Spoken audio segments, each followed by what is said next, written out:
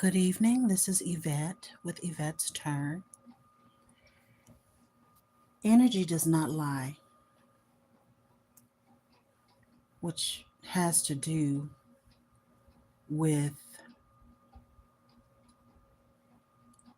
the presence of what something really is. Have you ever, and most of us have, because we all have a level of intuition, because this does have to do with intuition and being able to pick up on and to discern and perceive things that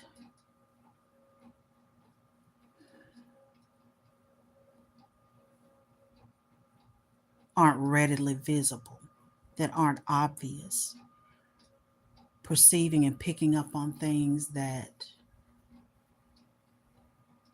are trying to be hidden. For example, the spirit of jealousy. Usually, when a person is jealous of you, there's no sign on around their neck or stamp on their forehead that says jealous. Okay? It will be up to you to watch how that person behaves, to listen to what that person says to and about you over a period of time.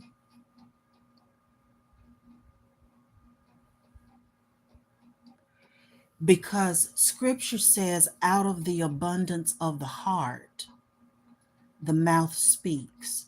That means what's really down in a person's heart is eventually going to come out of their mouth.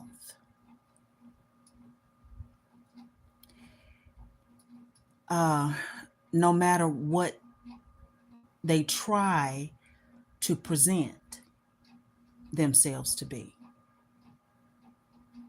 And I have come to find out that there are a lot of people who profess to be one thing, but if you watch their behavior over time and the words that come out of their mouth, particularly concerning you and you in situations that you think you can share with them, listen to how they respond. And even if they don't say anything, sometimes that's a response. I'm coming to find out that people who profess, a lot of people who profess to be one thing, are actually the exact polar opposite. People, let's say in Christianity, and you hear me talking about that a lot. Religion, period, but you're going to hear me talking about Christianity a lot. I am coming to find out that for a lot of people, Christianity, now some people are in it out of sincerity, and say, I don't know, maybe they've had a certain type of lifestyle and they did find solace and change within the tenets of Christianity. You will find sincere people in any religion. Oh, but there's a group for whom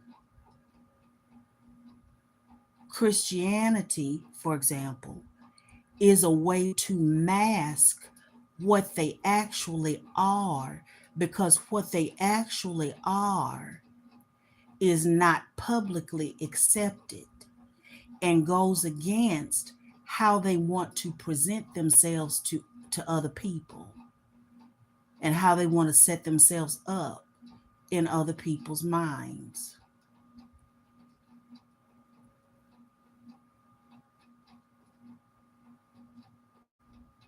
it is very important for one to sharpen their intuition. We're all given intuition, a level of it. However,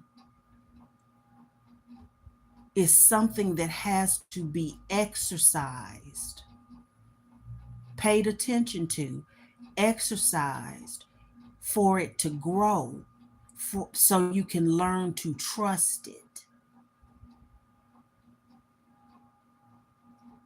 and be able to know what you're seeing and looking at when you're looking at it and seeing it, regardless as to how the person is presenting on the outside. This will make sense to who it's for. In relationships, if we're friends and we're really expressing that we're down for each other and we're ride or die, as they say,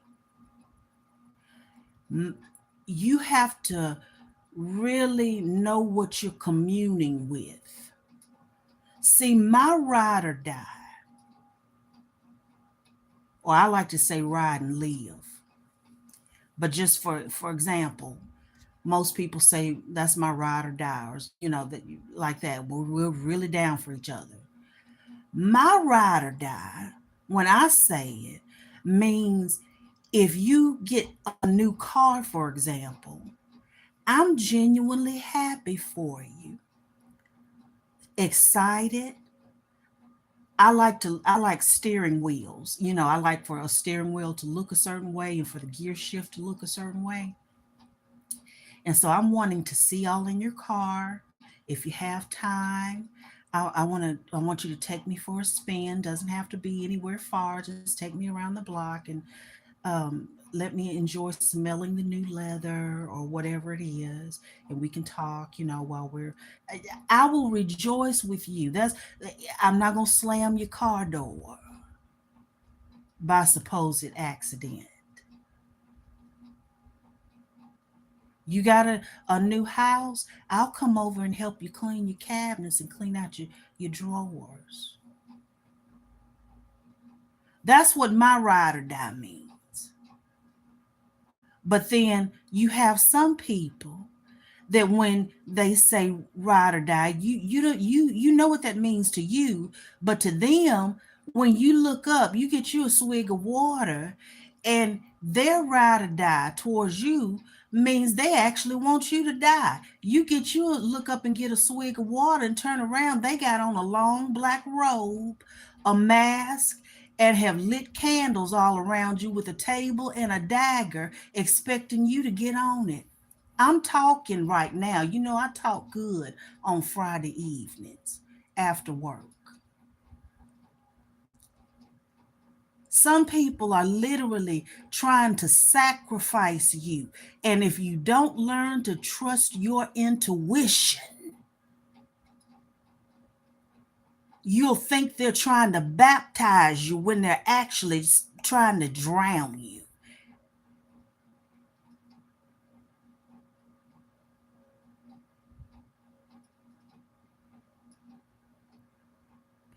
And learning to trust and develop your intuition and pay attention. Watch as well as pray. Watch as well as pray. Watch as well as pray. And take note, your apostle Paul said, mark them that cause division.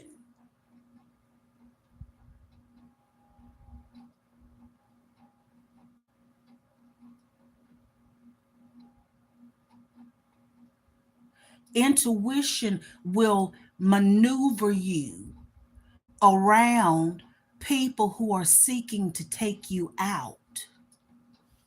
I know what I'm talking about, and didn't realize the extent to which I know what I'm talking about until here recently.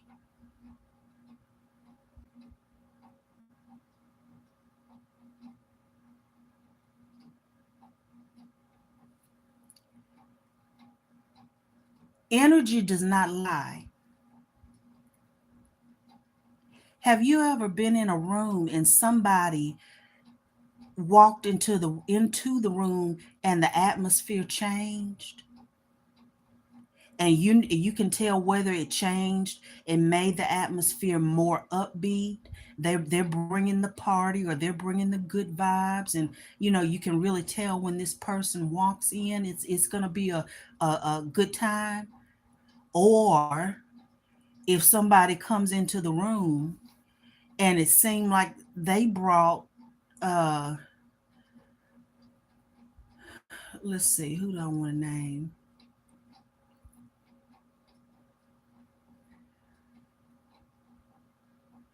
I'll say they brought at least a third of hell with them. You know, you feeling misery, depression when they come in, gloom,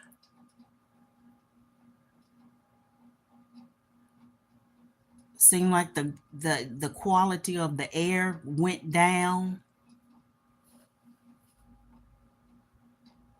These things have to be noted and paid attention to. And you want to be very selective about who you exchange energy with. Conversation, even conversation. Certainly intimate relationships, be they romantic or be they friendships or family relationships. And trust your intuition. I know I'm repeating myself. Trust yourself. There is nobody you should trust more than you, unless you're talking about divine. And divine wants you to develop your intuition and learn to trust it. Because if you don't do that, how do you know you're hearing from divine?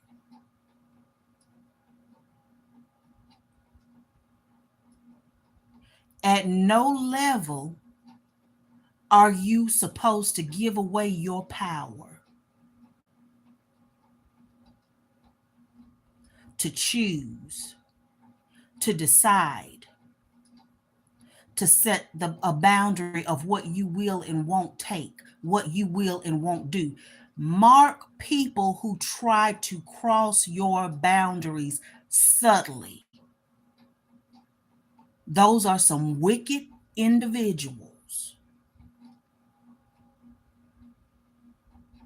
They start subtly creeping up, slithering up like a snake because they want to wrap themselves around you and they want to control you and your choices. They get something out of it. And I'm saying this for a reason.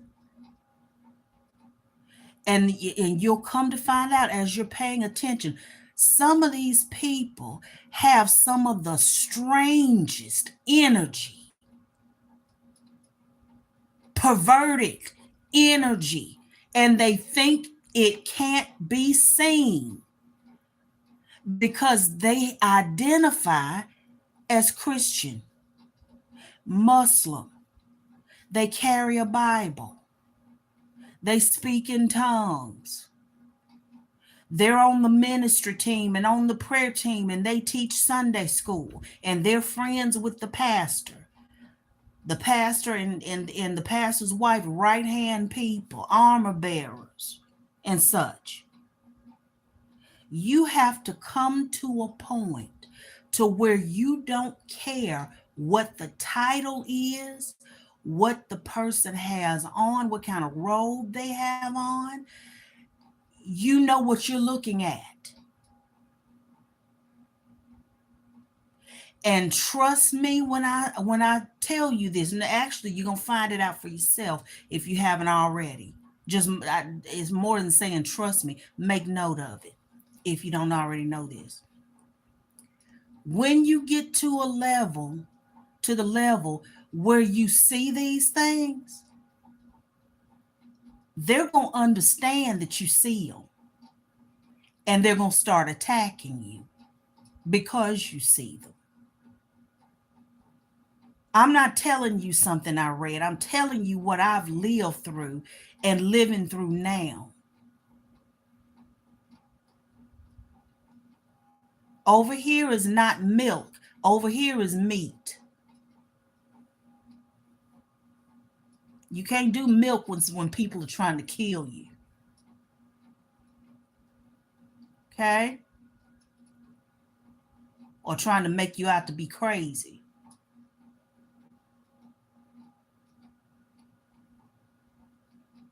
I'm telling you things that if you pay attention and walk it out, divine will bring you out on the other side, and your enemies will be wondering why you're still alive when they know they didn't intend for you to be.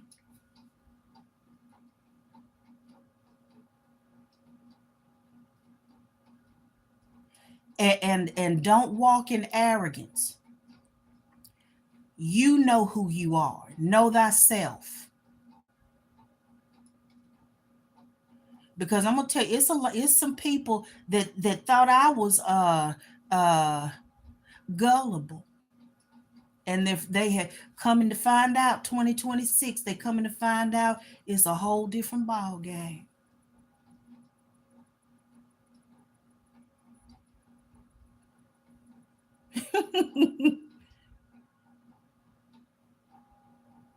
And then they'll want to lie and say, "Oh, she's this and she's that. She's on an evil team and she's full of the devil and she's a witch." And no, and she all of this. No, I'm following God, divine, and divine is leading me, not religion,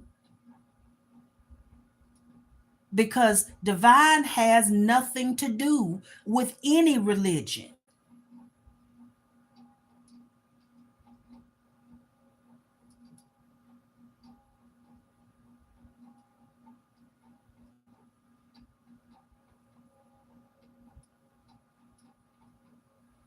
So don't seek anybody to approve your path. Your path is between you and divine. That's your burning bush. You saw that burning bush and walked over and decided to look into it and see what exactly was going on with the burning bush that wasn't being consumed, when it was divine getting your attention, not your pastor's, not your pastor's wife, not your mama's attention or your daddy's attention or your siblings' attention. That was your burning bush that wasn't consumed. And that's for you to look into and start your path. It ain't nobody else's business. I came into this world by myself. I got to leave it when it's my time, by myself. But still, I'm coming to find out that there were some people that thought I was gullible, easy to get over on, weak-willed, because I don't walk in arrogance of what and who I actually am. I don't even really care. I don't want to say that, but I have to say it to make my point. It's some people that learned the hard way in the last few weeks and months.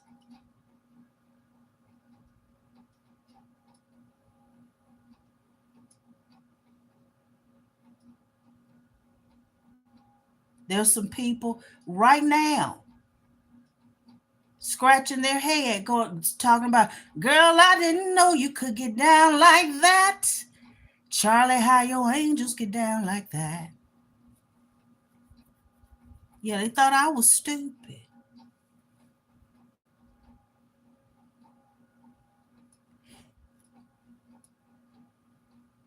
Because you don't have to walk around arrogantly. You just have to know who you are and know who backs you.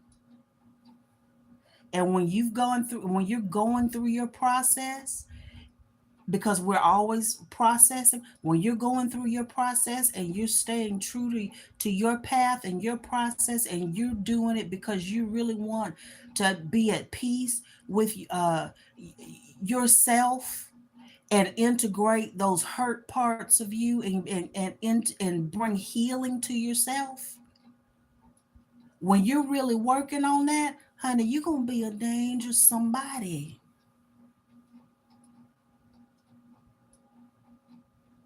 That's all I wanted to say. Love y'all.